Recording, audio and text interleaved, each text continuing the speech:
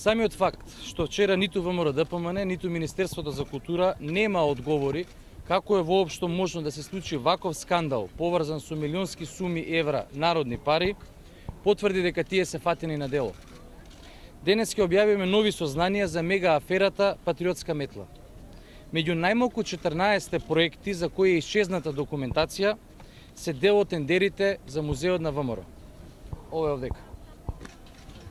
Конкретно, за тендер број 61/08, отворена постапка број 15/08 за набавка на проект за внатрешно уредување на музеот на ВМРО, недостасуваат понудите на учесниците на тендерот. За втор тендер, идентичен, исто така за набавка на проект за внатрешно уредување на музеот на ВМРО, заведен со број 84/08, отворена постапка број 21/08, повторно исчезнуваат понудите на учесниците во тендерот. Новие тендери учествувале две фирми, Македонија проект и Неимар инженеринг. Оваа втората е избрана на овој тендер. Да бидеме попрецизни, говориме за објектот од Скопје 2014 музеј на ВМРО, за кој само досега вкупно се склучени сделки во вредност од 8 милиони евра народни пари.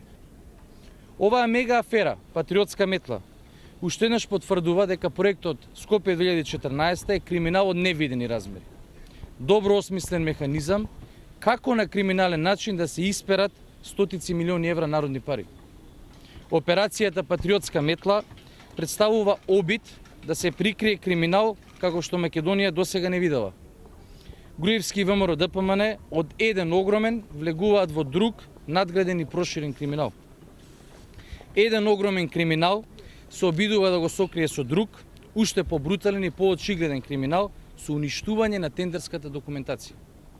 Сакам однапред да ги повикаме ВМРО ДПМН денеска, како вчера, да не излегуваат повторно со празни пресконференции и да ги избегнуваат вистинските одговори. Тоа не поминува.